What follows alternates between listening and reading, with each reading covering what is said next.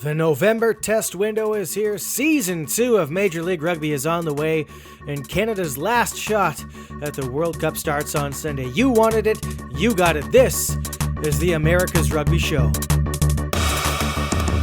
Duque por la historia. 3 puntos para Brasil.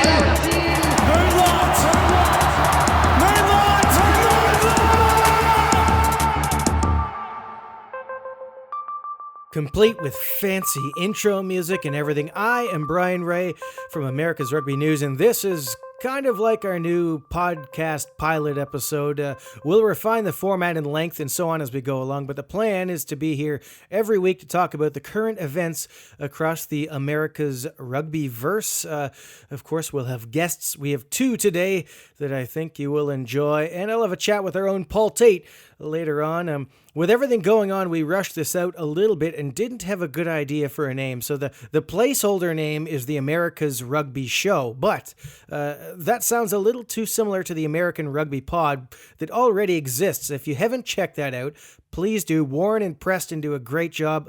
I messaged them yesterday actually to let them know that we're not trying to mess with their mojo. So if you have a good idea for what to call this podcast moving forward, let us know on Facebook, Twitter, just reply below in this post on the website, wherever. And if we see something great, we'll give you credit and maybe let you pick one of the guests or be a guest or something. We'll figure it out. Also, we're working on getting connected with iTunes, other podcast distribution ports out there. If there's one in particular you'd like us to connect with, please let us know that as well. So it's all, a bit of a work in progress. Before I talk to our first guest, I just wanted to review some of the results from the past few days. Of course, we have the World Cup repechage competition fast approaching. Germany has already wrapped up their warm-up games. Hong Kong lost to the Dragons reserve side, that's as in the Pro 14 club, and then beat Welsh invitational side Crawshays in Neath. 35-24 the score there. Kenya played Romania A on Saturday. They lost 36-5, basically a scrimmage with about 30 guys on each team. Not a great result for the Simbas, but it did give us an idea of where Coach Ian Snook is looking to use guys. For instance, Collins Injera played at outside center, and Sam Olic was the fly half, both, of course, World 7 Series standouts. Romania actually offered to help them work on their scrum afterwards, which was nice of them. So they had another training session with Thomas Lièvremont and company before departing for France. Canada beat Oxford last week and Coventry on Monday night. The Oxford match, kind of a B-side run out. The Coventry match had more of the starters out there, just missing a few of the backs maybe. Nice to see them getting a couple wins before the big games. We'll have more in-depth looks at the repechage as the week progresses, and we'll have a chat about that with one of our guests coming up shortly. Uruguay were defeated pretty handily by Cardiff Blues in their first stop in their European tour. That was last night. And the rugby weekend was, well, let's just say not very competitive. The women's Eagles were smashed by the Black Ferns. Ireland crushed Italy. And the men's Eagles were outclassed by the Maori. I heard a suggestion that maybe Ireland should have played the Maori and the Eagles played Italy. Well, in retrospect, that probably would have been a better idea.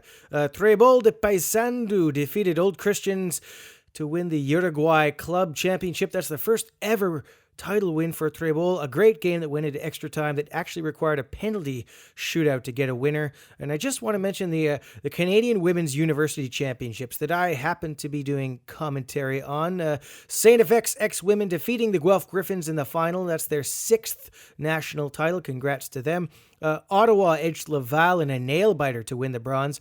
Some really outstanding rugby played. Special mention for Acadia, who gave defending champs Ottawa an incredible battle in the quarterfinal. One of the best rugby games I've seen all year. This is a factory for the senior women's team. Olivia DeMerchant, the World Cup prop, was playing for St. FX. She was named player of the tournament. Sophie de Goody playing for Queens, and an amazing talent who's got a long international career ahead. Alicia Corrigan, a star for Acadia in the midfield. So just tons of great talent on display. There's now a National Men's University Championship coming up in a couple weeks in BC, but it's not on a level playing field because it doesn't have U Sports status. That's kind of the Canadian equivalent of the NCAA. It would be really nice to see the men have the same level of support, just one part of a long-term big picture strategy to get Canadian men's rugby back on track. Another big piece of that puzzle was finally confirmed on Friday, and that is, of course, the announcement that the Toronto Arrows will be part of the 2019 Major League Rugby season,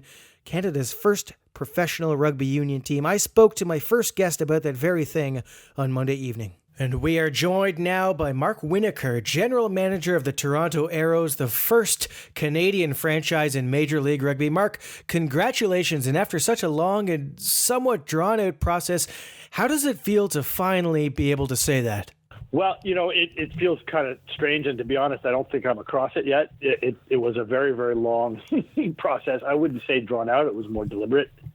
But yeah, it was a very long process with a ton of moving parts. And as long as I've been in business, which is a couple of years, this was one of the more difficult projects. So it sure does feel good to get across the line. Yeah. Before we look at where the team is at right now and where it's headed, obviously, I want to just look back for a minute. We often hear stories about how great ideas start on like a napkin at a coffee shop or something like that. Obviously, you've been involved with high-performance rugby for many years with the Ontario Blues and the national programs as well. Also, Bill Webb, obviously, he's been involved with Rugby Canada quite a while, and Rugby Ontario as an investor and so on. But when did the actual idea for the Arrows specifically really start?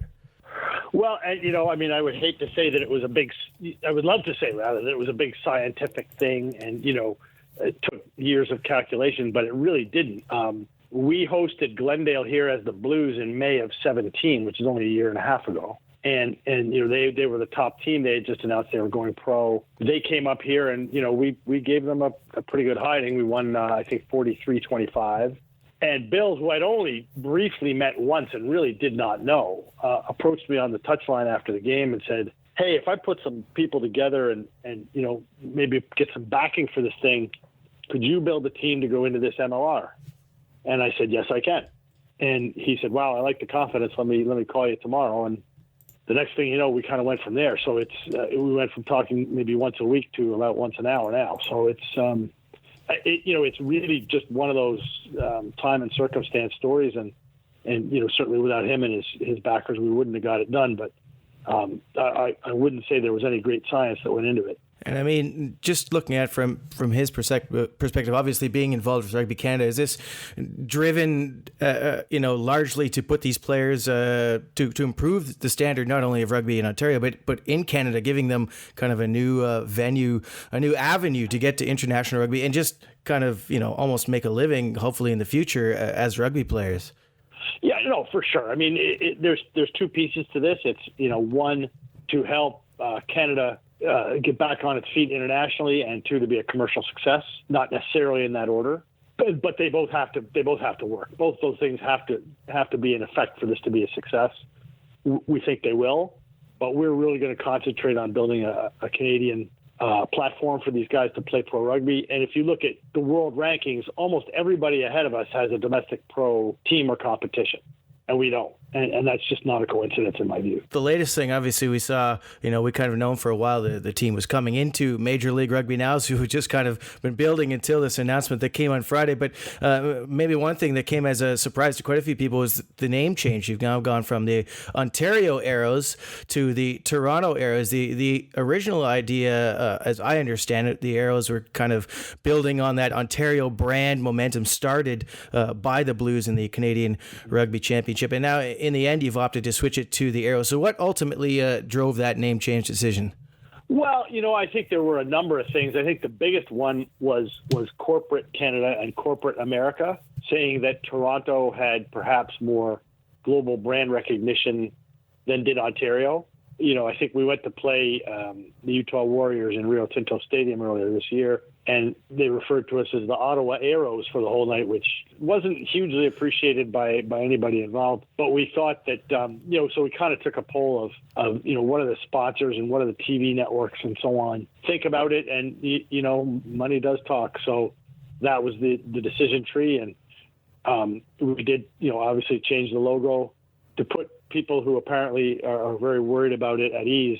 The prime base color will still be blue. So, we're not completely going off the rails with it here, but we're excited about the rebrand. We love the new logo and some of the variations on it. And I think when you see the new kit, you'll you'll see we've taken a decent step. You've already led into basically what my next question was. We saw that new logo, and notably for me, the gold is gone from that logo. Is that going to be reflected in that new jersey as well? I couldn't possibly comment, as the folks say, but, I mean, we have far more critical things to worry about than that. We're real pleased with the new look. It's not a radical departure from what we looked like before. There'll still be lots of blue, and I think folks will be happy with it. So, I haven't seen the schedule as of right now yet. We're expecting it imminently any day now. But some of San Diego's fixtures have sort of leaked, unconfirmed, obviously. They have the Arrows down for March 10th at Torero Stadium. Now, obviously, with the weather being what it is, you're going to be spending the first few weeks on the road. I think we can safely assume that. Can you tell us when the first home game might be? It's going to be in early April. Obviously, we're in a situation along with New York and New England when they come in, where, you cannot play rugby safely in January and February and most of March in any of those venues. So we'll be on the road for the first 8 games, and then we'll be home for the last 8. So you can assume an early April start for us at home, and we think if we can come off our road trip with a decent record, we can make a real good run at things here. Well, that's quite a streak. And, of course, you've been playing at York University, kind of been going back and forth between the alumni field and the stadium there, York Lions Stadium, the turf field, depending on that weather. You got a pretty good arrangement there. But, looking at how well the Wolfpack, the rugby league side, has been doing with their attendance, some debate as to how they're filling that with so many people, but they are doing pretty well. I know you've got a very cordial relationship with them off the field. Are you maybe looking at their success and thinking maybe we can do a little bit better attendance-wise, or getting close to certainly where they're at? I think they're, claiming around 7,000 or something like that a game. Any thoughts to maybe looking at a bigger venue? Is there a chance we could see you sharing the same venue, maybe at Lamport?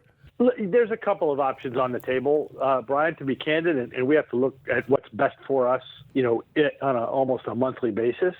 So, we may have one solution and we may have 2 solutions.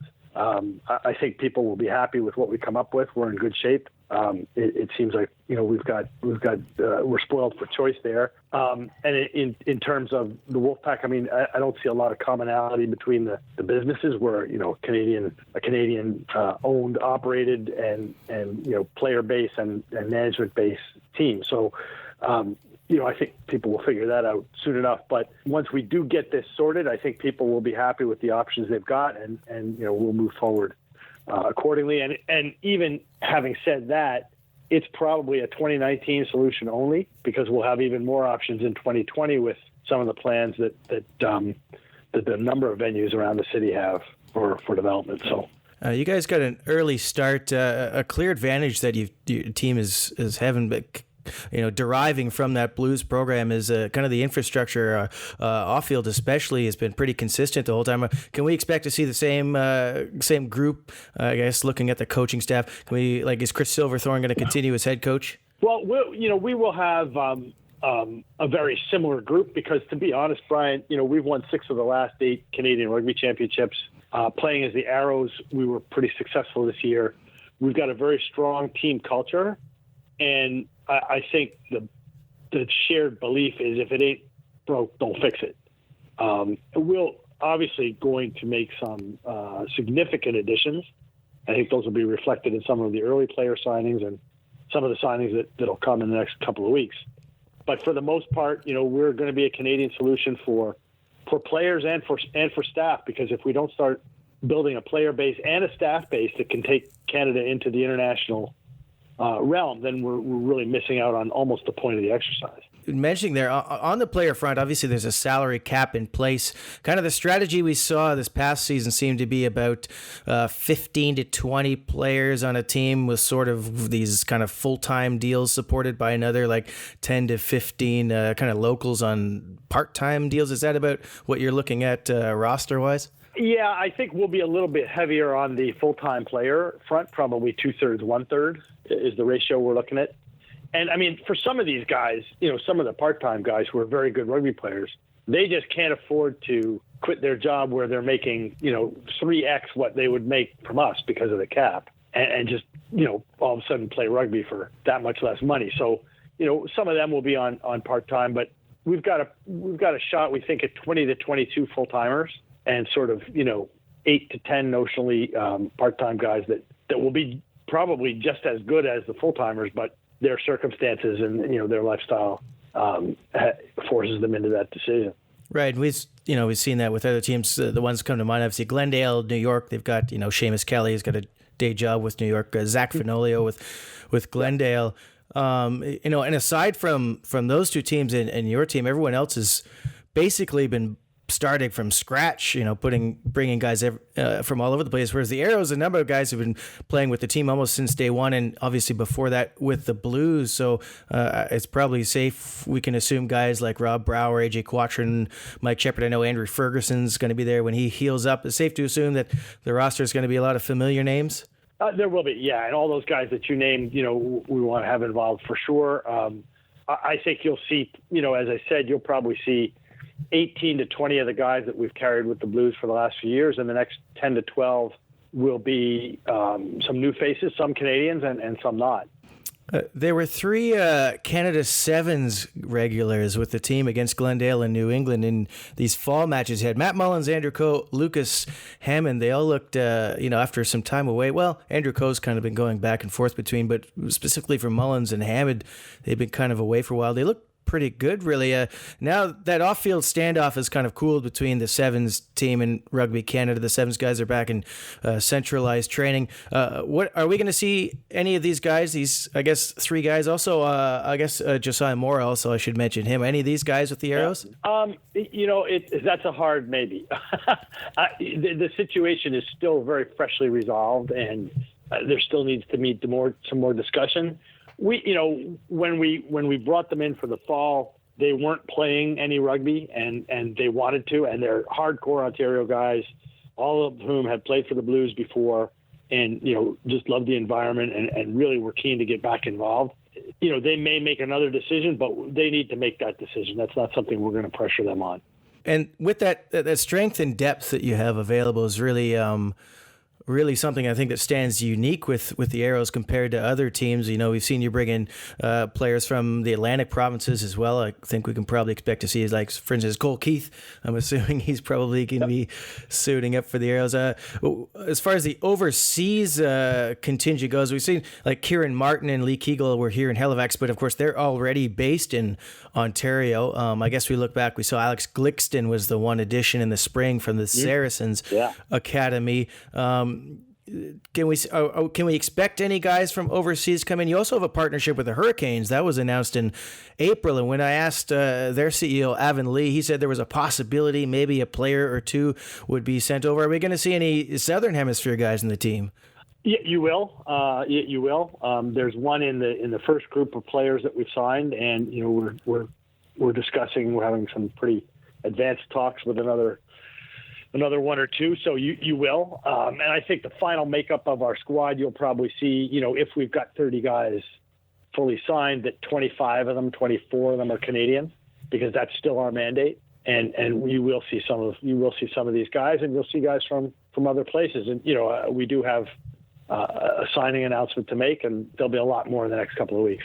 We're obviously very late to the party here. Right, but I'm assuming, you've known you were coming in for a little while, even though it wasn't really, officially official until a Friday. You've had some time to kind of have these discussions already. Sure. Is it just kind of looking up your lineup and trying to find, say, maybe we need a little boost here, a little boost there, or is it just a matter of seeing the quality that's available out there? Yeah, well, more looking at what we had and trying to backfill, and we think we've gone a long way to doing that. It's just that there's a lot of moving pieces to the process, right? When you sign one, then that closes a door there, and then you have to open another door in another place. And, obviously starting a bit late, but we figure we're in good shape. We've got 12 that we can announce now, and there'll be another, 12 in the next couple of weeks, and we should be full up and go by December 1st and ready to go. Something people may not be aware of is the Arrows Academy was actually also running in the spring. They played in the Eastern Canadian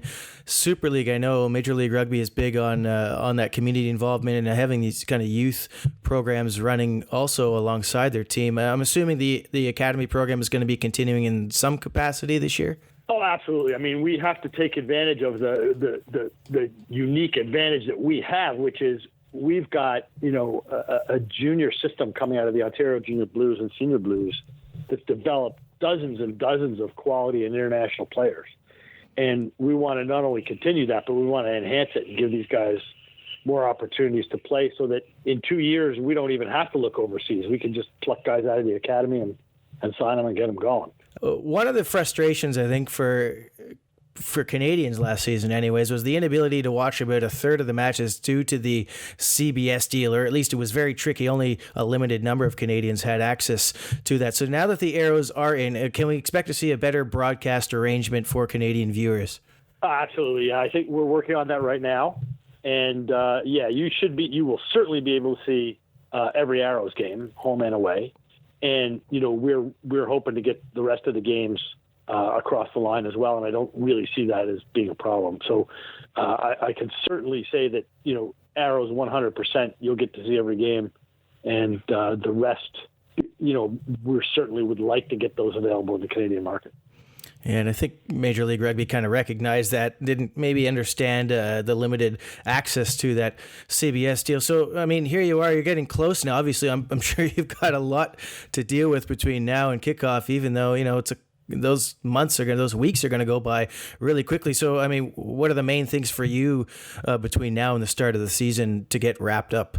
Everything. So, I mean, it's a little hairy at the moment.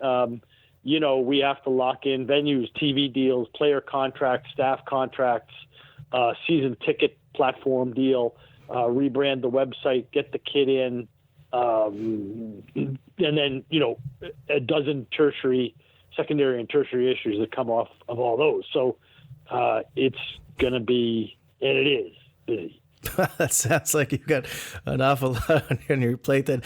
All right, well, I won't take up too much more of your time here. So before I let you go, any predictions for the season coming up? I know you guys, when I talked to Bill earlier, he was very confident saying, hey, we already beat the Utah last year and they were in the playoffs. So I'm assuming you must be going confidence. And if you do actually come through and earn a victory in that first season, how do you plan on getting a 2,000-pound MLR shield back across the border? Well, that's going to be sort of a problem to worry about at the time, and that's not even, that's not even a thing that we're thinking about. We believe we're doing things the right way. We're building a strong Canadian team. We've been pretty methodical about it so that we try and eliminate mistakes before they happen. We think we can compete with these teams. We've seen no indication that we cannot. They seem a little leery of us, which, I'm doing nothing to dispel. But, what happened last year. Some of those teams will be vastly improved and changed. And, I wouldn't put much stock in what happened last year, but we're confident in our ability to produce, a good product on the field that can compete in the NLR. Yes, I will say that. Well, I think from what we've seen so far, we can be confident in saying that is going to happen. Well, congratulations again on all of this. And I can safely say on behalf of all Canadians, we're massively excited to see the Arrows finally in Major League Rugby. So good luck to you for the next few busy weeks, and can't wait to see the start of the MLR season. Thanks, Brian, and happy to talk to you guys anytime. And that was Mark Winokur, General Manager of the Toronto Arrows. Make sure you check out their website. Give their social media platforms a follow. New signings are on the way. Since I had that conversation, we now have the list of the first 12 signings, 8 kind of expected who have already played for the Arrows. The returnees, so to speak, are props Rob Brower and Cole Keith, hooker Steve Ing, second row Paul Cellini, flankers Peter Malazzo and Lucas Rumble, scrum half Andrew Ferguson, and winger Kainoa Lloyd. Very exciting winger. There's one to watch. Lots of quality there. 4 new guys. Theo Sauter from BC, he was a surprise to me. He's one of the up-and-coming stars of Canadian rugby, can play fly half, wing, fullback, a very exciting attacker. Gaston Mieres, more than 60 caps for Uruguay, classy outside back. Jack Evans arrives from the UK. He's played for Wales up to under 18 level, but he was actually born in Victoria, lived in Canada for a bit before heading across the pond. He's usually a fullback. And Morgan Mitchell, the first-choice tight head prop for Southland in the Mitre 10 Cup. A really interesting character. He's deaf and recently got a cochlear implant to help him hear. So he just adds to what is going to be a very intimidating Arrows front row. We also have the full schedule. The Arrows have the honor of playing in the 2019 MLR season opener against New Orleans. The Gold, by the way, have made some amazing signings in the offseason. Kyle Bailey, Ignacio Dotti, Cam Dolan, etc. Their roster's up now on the ARN site, most of it anyway, so that's going to be a cracking game. First home game in Toronto is also against the Gold. New rivalry starting there maybe. April 7th is that game at the moment penciled in at York University. My next guest won't be part of Major League Rugby, at least not yet. He has been playing down south. He also happens to be suiting up this weekend in a game of, some importance. And we are joined by Evan Olmstead, Canadian international globetrotter and Mitre 10 Cup champion. Evan, thanks for joining us. Has your body recovered from the battle at Eden Park yet? Yeah, it has. I'm a couple kilos heavier than before the game, so I'm working on that at the moment. But no, it's recovered. It's recovered. Of course, we're talking about Auckland's stunning comeback over Canterbury in the New Zealand Provincial Grand Final. And I'll be honest, I was watching the game. I was considering almost turning it off when it was about 15-0 in the first half, and then Manu scored under the post, so I decided to stick around. I'm glad I did. I was impressed with Auckland's determination to play attacking rugby despite the crappy weather. You came back, it was tied at 80 minutes, and I can remember seeing you kind of like stumble around early in extra time, and I wondered how you were going to make it to the end. So what's going through your mind when you're that exhausted and suddenly you've got to last another 20 minutes in a game like that? It's kind of like it's just the mind is willing, but the body sort of, every now and then just kind of reminds you about that. So like I felt pretty good about it, just every now and then needed to catch my breath a little bit. But no, like you say, we like to play an attacking style of rugby. We've been doing that all season. So, with that comes a little bit of lung burning every now and then. So, and when we turn back and just look at things like the GPS meters, it wasn't like drastically different than the rest of the games we'd played, just because I think we hadn't really fired a shot for the first 60 minutes of that game. We were just kind of like parked down our own end defending, Canterbury attack. So, yeah, it's, you just got to get on with it, basically. You just keep on keeping on. We're all professional. We train for that. Well, not for 100 minutes, but you train to make sure you're nice and fit and in tip-top shape. So, hope when those sort of situations come that you don't just keel over. So, long story short, they scored once. You guys got 2 quick tries. You hold on for the victory. The final whistle comes after 100 minutes. That had to be a massive relief when you finally heard that. It absolutely was. That was like one of the feelings going over. It was just that relief. We'd come so far from the team that had almost got relegated the year before. Almost lost our first game to Counties. We did lose to Otago and Josh Larson's mob, and just managed. But we played so well all season and didn't want to stumble at the final hurdle. And it was obviously nice to be able to know that you're going to be able to put your feet up and enjoy a few celebratory beers with the boys, and that was really good. Yeah, great team performance, but also a tremendous individual performance. Man of the match, you're given the game ball. That's quite a memento. I know as a player it's hard to, pick out one great game from another, but that has to stand out among the rest. No, definitely does. I don't recall a game, where I played like that, or for as long anyway. So I was really pleased, and obviously you don't play for those kind of accolades, but it's always nice to get that little tap on the shoulder, and just awesome feeling, because it's a great group of guys as well, and just to be able to to celebrate rather than commiserate at the end of the season is bloody worth its weight in gold. So, yeah, I mean, as you mentioned, Larson playing with Otago, Tyler Ardron also with Bay of Plenty. So, you got that ball now and you got the title. Is that kind of a little bit of bragging rights with those guys? Oh yeah, they try not to let me mention anything about Auckland while I'm here, but I'll sneak in a little one every now and then just to keep them on their toes, just to rub it in a little bit.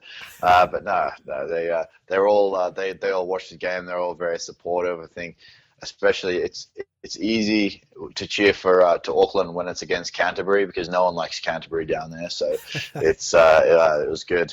I think they were pleased as well. So then a couple days later, the Blues Super Rugby squad is announced, and lo and behold, you're not in it. Now, it's not entirely a surprise. The vast majority, if not all of those spots, are signed up early in the Mitre 10 season. It seems like you're just the unlucky odd man out. But looking at last Super Rugby season, almost every team used 6 locks last year. The Blues actually went through 8. So it seems like there's still a good chance that you'll get a shot to make an appearance. Is that kind of the plan at the moment, to stick it out with the kind of extended squad and see what happens?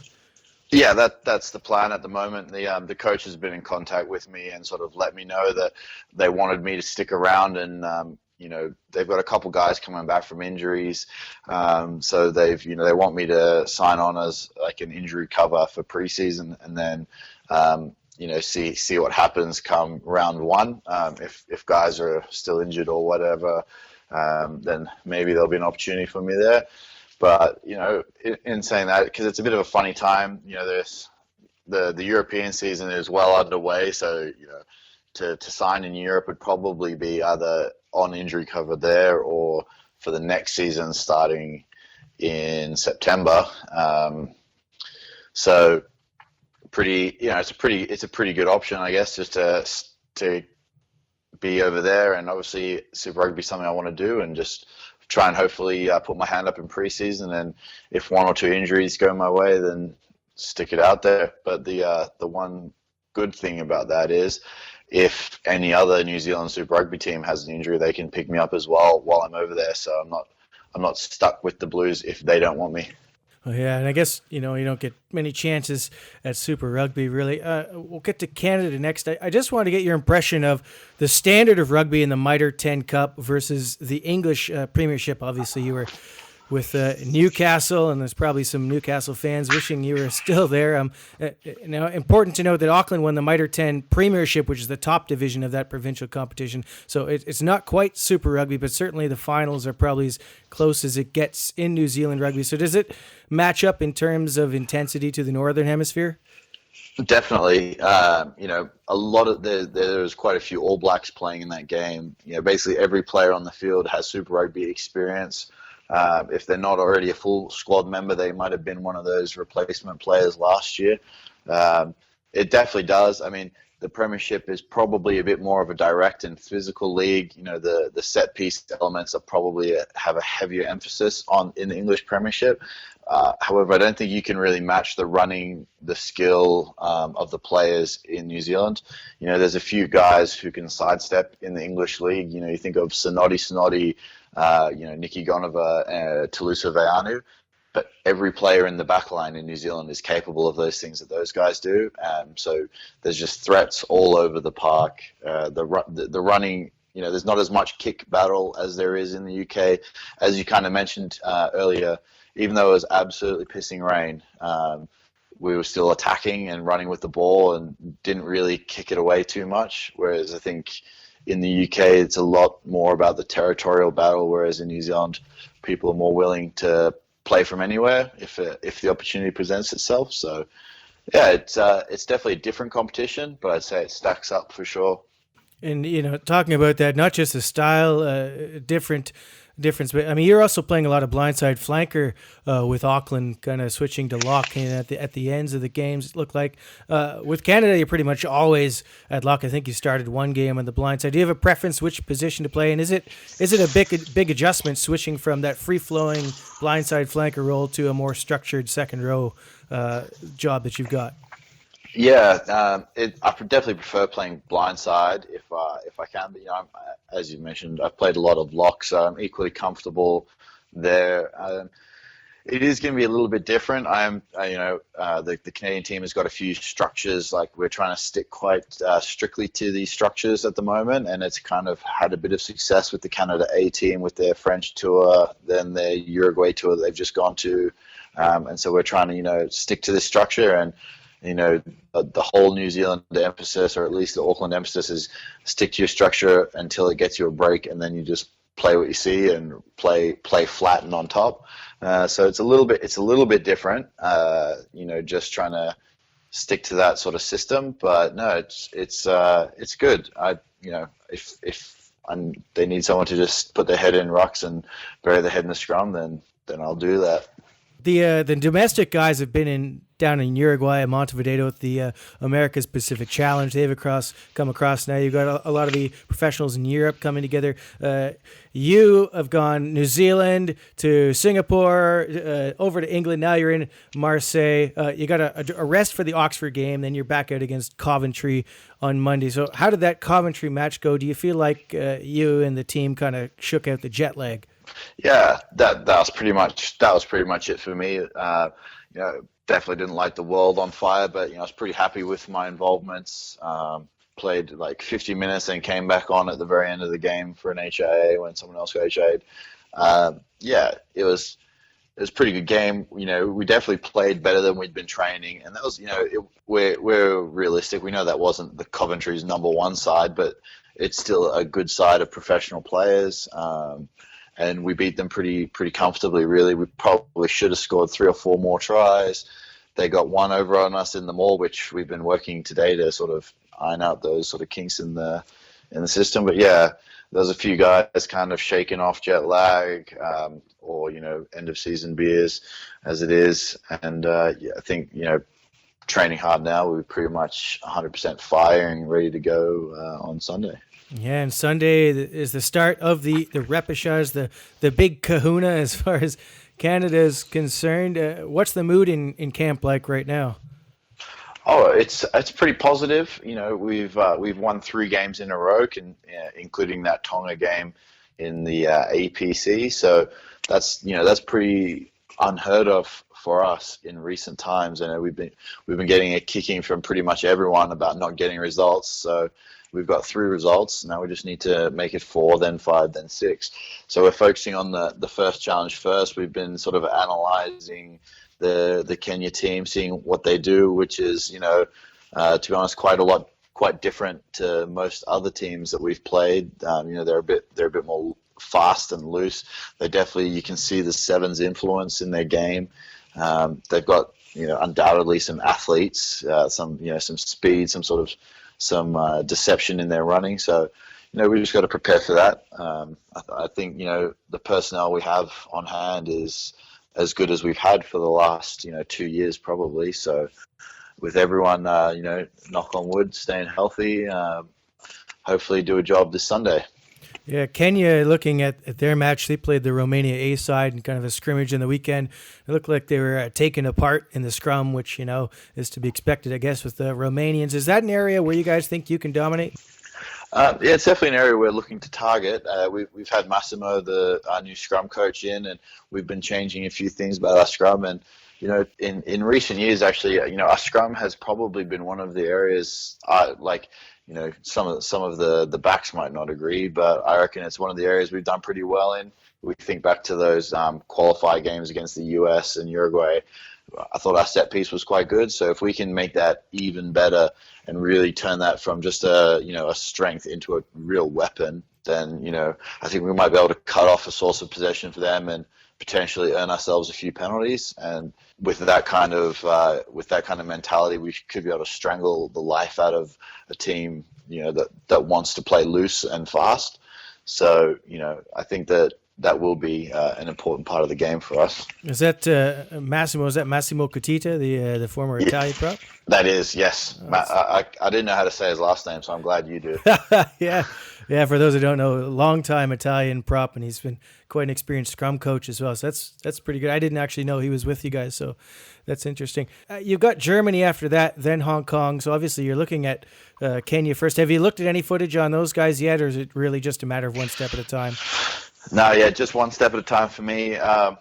I know, like, I just had a look at their squad announcement in Germany. I see they've got a heavy South African influence. Yeah. I know Morris Botha is over there as their forwards coach or line-out coach. I know he's got something to do with the forward pack. He was one of my teammates at Newcastle, a former England second rower, also from South Africa originally. So there's obviously going to be a heavy South African influence. So, just without having actually watched them play, because they're obviously focusing on Kenya, I just expect a lot of mauls and a lot of scrums. So I imagine it might be a little bit of a different game than the Kenya one. But yeah, haven't really looked at them yet. Wait, we'll start that basically analysis straight away after the Kenya game. Around half the squad right now has been to the World Cup before. Canada's obviously qualified for every World Cup before that. Is kind of the enormity, the historical significance. Is this something that the veterans talk about with the guys who haven't experienced that World Cup yet? Not too much, really. I think everyone knows the enormity of the occasion, whether they'd be into the World Cup or not. I know, there's a lot of guys who are obviously really hungry to make it, younger guys who've come in or guys, even older guys who are just kind of getting their break now. So I don't think anyone really needs to be impressed upon how important this is for us.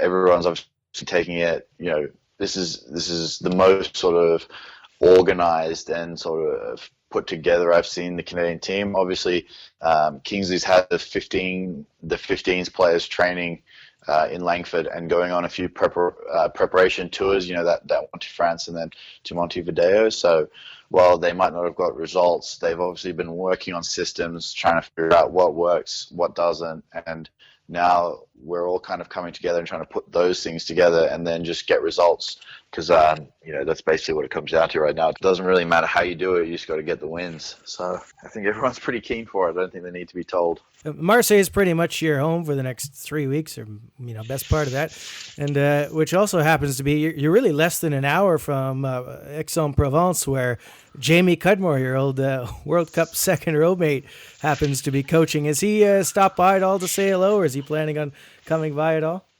Yeah. Actually, ran into to Cuddles today. We've been he's kindly made the gym available for us at Axe. And we've been using one of their training pitches as well for our little unit session today, or a little walkthrough. And I'm pretty sure we're out there again tomorrow. So it's very helpful to have a local on hand to, help us out with some facilities. They're a professional team. They got a nice proper gym with some heavy weights for us. So that's good. We keep on top of the fitness and S&C. So yeah, we ran into him today. Seems to be doing well. I think a few of the boys are hitting him up for jobs. We'll have to let him comment on that. But if he's listening, Jamie, I'm available. Let me know. Has anybody been sending text messages to Bermuda to get Hassler on a plane? Yeah. I sent him a message earlier today. He hasn't responded yet. Let me just check. No, he hasn't. But yeah, he seems to be having fun. I'm pretty sure he's permanently retired. He's obviously having a little run around with the classics, but yeah, I don't know if you're going to see him back in a Rugby Canada jersey, unfortunately.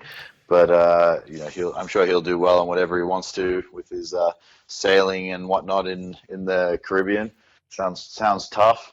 English winter to sailing yachts in the Caribbean. Not too bad. Yeah, it is. Well, thankfully Canada has pretty good wing stocks as is. So a couple softballs before I let you go. I cannot take credit for these first two questions. Vegemite or Marmite? Neither. They're both rubbish.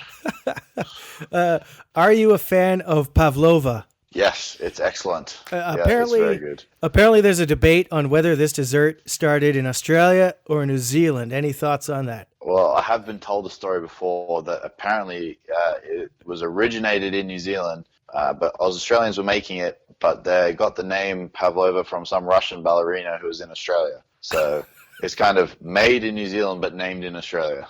Okay. That's what I've been told anyway. So that could be complete bollocks, but who knows? We'll go with that. And since we're on the topic of food, if you had to pick one player from the Canadian team to pair up with you in an eating contest, who would it be? Oh, that is an easy question. That would be my roommate sitting here with me now, Matt Tierney. I witnessed him put away 3 main meals with sides at Nando's the other day, then eat a milkshake, and then have a burger about an hour later. So he's obviously working on his tight head prop body, which is very important for us. We need that. We need that weight in the scrum. So definitely a tyranny. Well, it looked like he was slimming down over with the paw pictures, but no, he is slimming down. I don't know how he does it. If I ate that much food, I'd explode. But no, he seems to be finding somewhere to put it. I think it's all his. He's doing a lot of fitness work, young Matt. So fair play to him. He can eat like that if he wants to put in the running meters and kilometers on the bike. All right. Well, hopefully you guys don't eat too much before the game on Sunday. Thanks again for giving us your time, and it goes without saying, best of luck against Canada and in the coming weeks.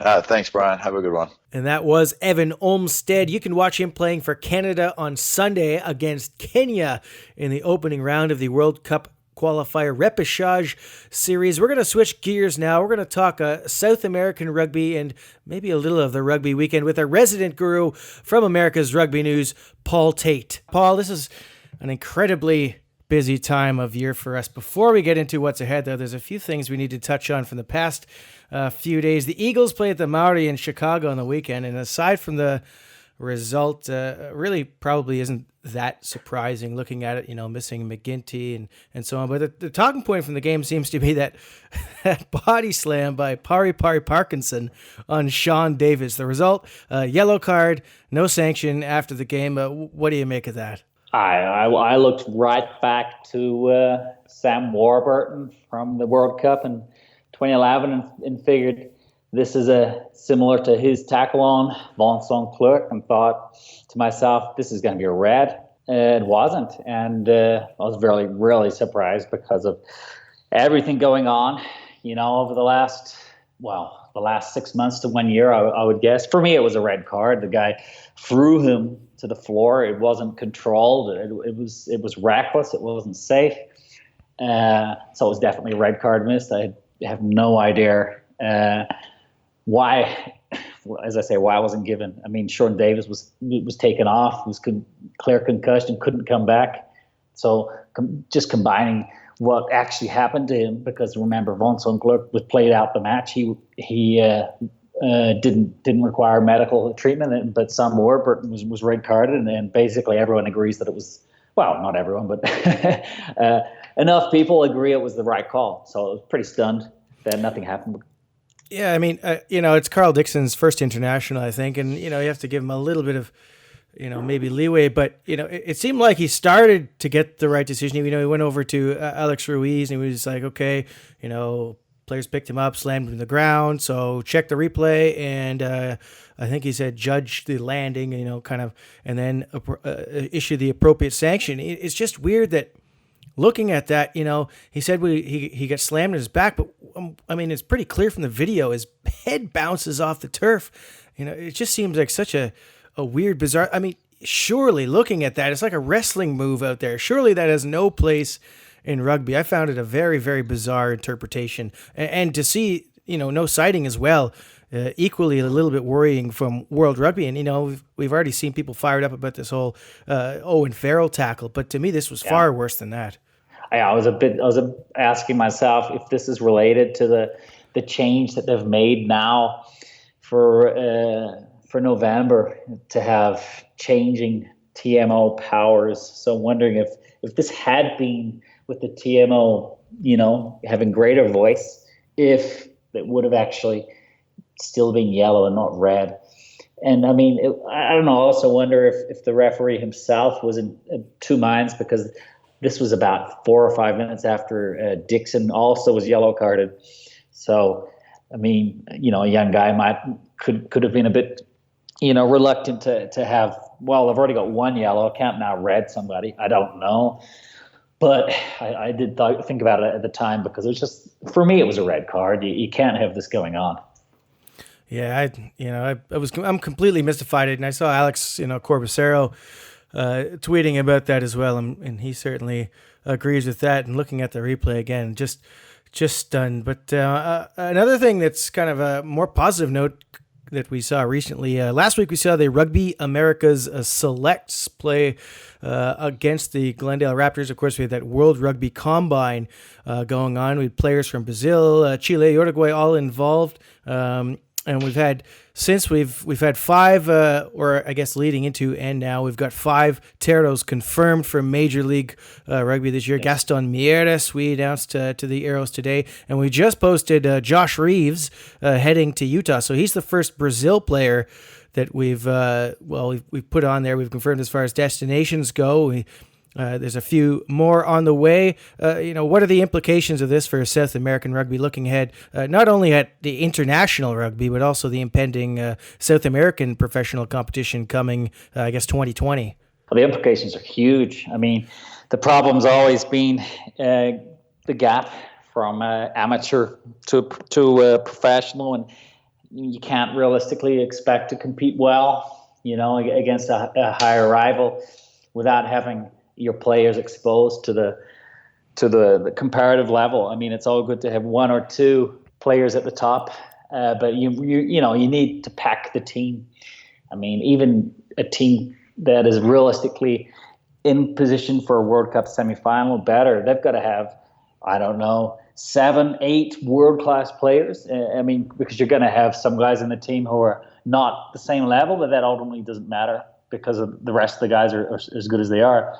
And so you got a team like Uruguay, and you've got some guys who are up there. I mean, Rodrigo Caportig, everyone knows how good that guy is. But he's been there doing it all by himself for so long. And now, hopefully, Uruguay are going to be able to cash in on having more guys playing, especially with Major League Rugby, because it's a huge gap going from the club game even to the America's Rugby Championship. I mean, Uruguay always were well beaten by Canada, the United States. It's changing now, but that was the problem they had. It was just the gap was so immense. So having Josh Reeves join Major League Rugby is huge, and hopefully what we're hearing is true, that there are going to be at least 2 more guys to follow him, and that's exactly what Brazil needs. Not only for the team to have development going on, but also so that it can be a motivation for other guys, because in Brazil, seeing a guy succeeding well internationally is just considered tremendous. I remember when I was playing here 5 or so years ago, people were still talking about Fernando Portugal, who played 2nd Division Italy, thinking how much of a big deal that is. Looking ahead, it's absolutely a massive breakthrough. No doubt about it. We saw at the Combine guys, Matteo Sanguinetti, Herman Kessler, doing really well. Obviously, the front rowers are so good in South America. And Brazil, obviously, we're hearing that Wilton Rebolo is signed for somebody, and I'm expecting the Sansari brothers and Moise Duque to end up somewhere. So we could have quite a large stable of South Americans in Major League Rugby actually to watch, which is pretty exciting. Absolutely. Just Brazil specifically, I mean, just going from in quick time having absolutely strictly amateur basis, now having the system they have in place, which is a semi-professional one at home, and we're going to see them playing this weekend against the Maori All Blacks. And it's going to be really interesting because now they're going to be able to, for example, promote this is Fly Half Reeves, who's from the Crusaders development program in New Zealand. He's off on his way to play Major League Rugby in the United States, and do all of these connections with the other players.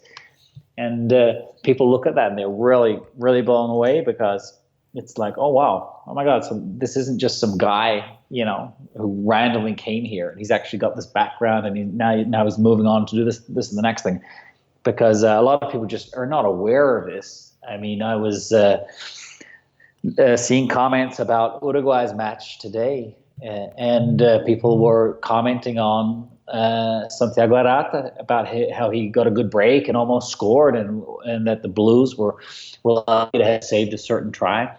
And that's the thing.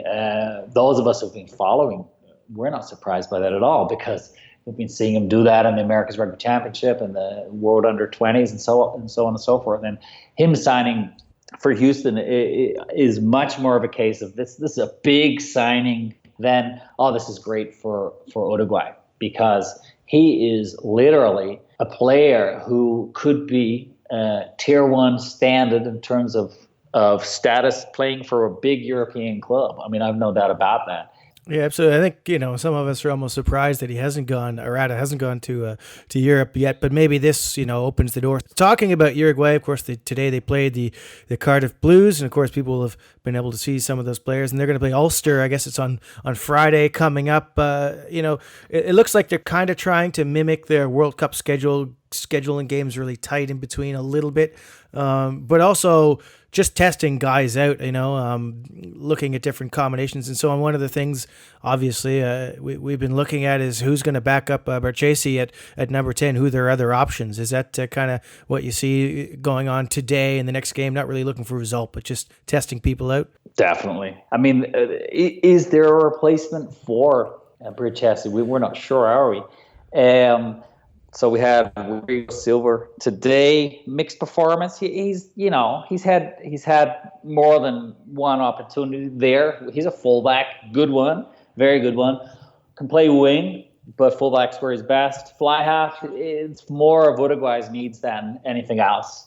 He did get a trial there in Major League Rugby, though. So, I mean, many people think that's his position. Uruguay I've tried some other guys, and we're not really clear as to if those guys who have been having their opportunities will realistically be in the frame for the World Cup. At the moment, you would say that Silver is the likely candidate to be covering Barchesi. You've got Andres de Leon, who's going to play together with Domingo Miotti. They're the two fly halves in the South America 15 to play against Chile this weekend. So, I mean, is he the next guy or the other guy in the frame? I probably think so. I mean, Herman Abanal has had plenty of opportunities in the America's Rugby Championship and other matches for Uruguay, and I think they've moved on from him. Otherwise, we're talking about moving someone from another position. So, at the moment, I would probably think that De Leon and Silva are the options there. But in other positions, I mean, Uruguay lost by, a notable score. It was 45-21. That's a big win, the Cardiff Blues. But I'm not reading too much into that because the team who took the field was largely developmental. You had, Leandro Leves is a starting winger, Juan Manuel Cat starting center.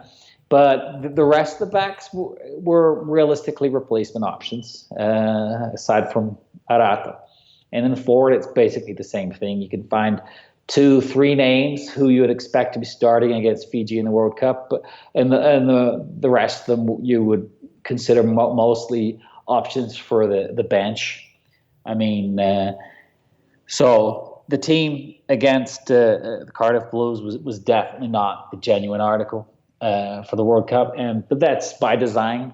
They are testing players, as you said, but yeah, it's totally related to the Ulster match on Friday, because the World Cup's going to replicate this. Uruguay, unfortunately, have been given by World Rugby the task of playing in Kamishi, I think that's how it's pronounced, in the north against Fiji first up, and then traveling to play Georgia. So you've got 3 rest days between those two, which are realistically the winnable matches if you're going to look at the scheduling, and it's not easy on them. So they're doing the right thing in this tour. They are starting by looking exactly to that, because they're going to have to back up just like this. And asking any player to play against Fiji and Georgia on a 3-day turnaround is just out of this world stuff. It's tough. Yeah, they're going to have to develop some interesting. Some of the names they've, also we got to keep in mind they're missing a couple. They're missing, obviously, Agustino Machia is still with his club, so is Capo Ortega. Franco Lamana is still coming back from injury, but they're also giving a look to some young guys on this tour. Guillermo Pujadas, the prop, very promising player. Manuel Ardao, he was a star flanker with the Territos, the U20s, and now he's being moved into a hooker, which is a really interesting move. Kind of, he's a little bit short maybe for a modern loose forward, but taking advantage of really impressive, is just his determination, his leg drive. We've seen that, his mobility, his quickness, very aggressive player. And when you got a guy like Santiago Civetta coming up in the back row as well, and you've got others, Gonzalo Sotomera, Rodolfo Garesi also in the mix, all of a sudden you're the guys starting to get some decent depth out there. So it's really promising. Yeah, totally. And I remember watching Uruguay against Australia in the World Cup in Birmingham and seeing the captain coin toss. It was Dean Mumm from the Wallabies and Santiago Vilaseca from Los Teros. And so very tall lock against a player who's a flanker playing lock. And oh my God, just seeing the height difference. And you're not going to get that this time around because now they've got, they got 3 big timber specialist locks, and they're all very good ones. So we were talking about Ignacio Dotti, Manuel Landeca, and Rodrigo Capoetega. And not only are they all big and sizable and highly talented, but they're all playing professional rugby. So this is a tremendous boost. I mean, I cannot say this enough. I think Uruguay are far, far better placed now than the previous World Cup. We're talking about, realistically, Uruguay should be the best Uruguay team of all time for the World Cup. They should be that. And also, obviously, rising up through the Americas Rugby Championship, we've seen Chile and Brazil also with some really impressive results in that team. Maybe Brazil kind of leading the way. We've seen they beat USA, they beat Canada, they beat the Argentina 15, which was astonishing. They beat the Georgia 15 in Tbilisi, which was also a huge win for them. They've got the Maori up next at Morumbi. What do you think we can expect in that game? Brazil, as we have a pretty good understanding of, are not so interested in the big tussles. So the physical match for Brazil is not, the way to go forward. I very much would love to see Brazil score lots of points, and I think they're going to play to try to do so. But just seeing how the Maori dismantled the United States, it was of course not the proper Eagles side, but it looks like we're talking about a 60-point win for the Maori, unless we can get some big Sao Paulo rain and mud and thunder.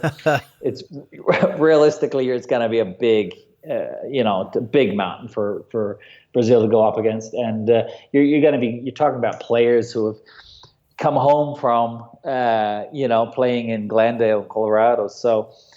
They haven't been together this whole time, and that's a real important difference because Brazil's always had a huge advantage that no one's been flowing in from anywhere. In the Americas Rugby Championship, they've all been these guys that are training as professionals, and they're able to produce because they're all together the whole time and ready. So now, it's going to take a really big effort for them, but they're going to be fired up. We've seen them in the past do this when they go on their European matches, for instance. The win they got against Belgium, no one predicted that. And Maori, of course, are different, kettle of fish to that. But it's going to be a match definitely interested, and anyone can watch it because it's going to be on Twitter. Whoever wants to watch can just get onto the Brazil Rugby Twitter feed, and it's there. I mean, that's awesome. Yeah, that's probably the big thing that'll come out of this is just the exposure of the team to such a wide audience, because you mentioned Belgium. We kind of thought that Belgium was going to go down to South America and play Chile and possibly Brazil, because Brazil don't really have a warm-up match before the Maori match, which kind of sucks for them. But Chile, instead of playing Belgium, they're going to play that Sudamerica 15 this weekend ahead of their match with the Maori the next weekend. Some interesting names on that Sudamerica lineup. Lots of fringe, like Argentina guys. You mentioned Domingo Miotti, the really exciting Argentina guy. Obviously he's looking for a spot in the Jaguares. So on the topic of Argentina, Las Pumas are headed to Dublin to play Ireland this weekend. What are you hearing about the build-up? What kind of team you think we're going to be seeing? Obviously, Agustin Creevy no longer the captain, so that's another big talking point with them. Yeah, I mean, that's a change which surprised me and surprised most people, but it's not a bad change at all. This is just Ledesma's way of moving on altogether, because the Daniel Ricciardi era is gone. It's got to be left in the past. Pablo Matera was very good as a player in the Rugby Championship. There's no doubting what he can do. Krevi can be a player to get a bit frustrated at times. There's a language issue. His English is not so good. You'll see him talking to French referees in French, and if they speak Spanish, which some of them do, they'll be talking Spanish. So we're talking about Matera, who has much better English than Krevi does. Was playing for the Leicester Tigers as a 19-year-old. So he is one of the guys who came home when he could have stayed and gone on to be one of the star players realistically in Europe. So that's one of the reasons, of course, why you're going to give him the position, because it's a motivating factor for everybody, not only those in the roster, but up-and-coming players. So the formation and training had Matera with a surprise. His flanker partner today was Guido Petti, who, of course, is the starting lock. So Cremo was missing from the training. We've got to confirm his status. I know he's 100. The official status that we're hearing from the camp is all players are fit, 100%. There are no injury problems. But seeing Petti there and Cremo missing is a bit of a surprise. So number 8 was Javier Ortega-Decio. In front of them, the second rowers were Matias Alimano and Tomas Lavanini. No surprises there, with Petti moving to flanker. The front row, well, we've got major problems because there's a huge prop shortage. So Juan Figash, who played the championship, really impressed. 2 other guys from Europe got opportunities. They were a bit of hit and miss. And Santiago Medrano had one start at tight head, and wasn't so good overall. You would give him a pass mark, but compared to Figash, it's absolutely phenomenal step down from one to the next. But I mean, this is a young player. Argentina realistically needs to sort this out quickly. Let's see if he's going to be a realistic candidate for the World Cup. We're going to see that this weekend against Ireland, and also France and Scotland are going to be severe test matches for him. He looks like he's going to be playing tight head in these matches. And loose head today in the training was Santiago Garcia Bota, who realistically it has to be him, because the other guys are injured or they're not being used because of playing for a team like Bath. So, yeah, he's the guy. In the backs, you had Tomas Kubeshi playing as the starting scrum half. So it's a minor surprise because Gonzalo Bertrano just has been very good. But Kubeshi has been a guy who has been underused, especially during the Horcad era, because Martin Landajo tended to be the starter, even though Kubeshi would often then get a start and impress. So it was a bit of a yo-yo. Nicolas Sanchez, of course, is the fly half. They actually don't have anyone else even in the roster to play in the position. You're talking about moving guys out of position or using uncapped players. I mean, having an uncapped player, realistically play on one of these matches against top European opposition is just extremely challenging. I mean, you would expect someone like this to play something else, like, let's say, against maybe Italy, not against Ireland. The centers were Jerónimo de la Fuente and Matias Orlando. So Orlando's preferred at the moment to his fellow Matias Moroni, which is a little surprising. They're a bit tit for tat. And the back three, Emiliano Boffelli, Ramiro Mushano, and Bautista Delgui. So they are the same. It's the same back line, realistically, that's been under Ledesma all year, with the minor exceptions being scrum half and outside center. The rest the same lineup, so no surprises there. The only surprise, again, overall, is Petti. He's playing flanker. Right, yeah, I know we thought before this tour, looking at it, we were a little bit surprised they didn't. We kind of heard rumblings that maybe they call in Benjamin Urda Piget, or Fernandez from Peto Fernandez from Clermont-Auvergne. They haven't done that. They haven't really drawn anybody. No, on Imhoff, of course, which is terrible. But so looking at this, I think it's pretty safe to say we're not really expecting a repeat of the World Cup with Argentina facing an Ireland team who are pretty close to top of the world at the moment.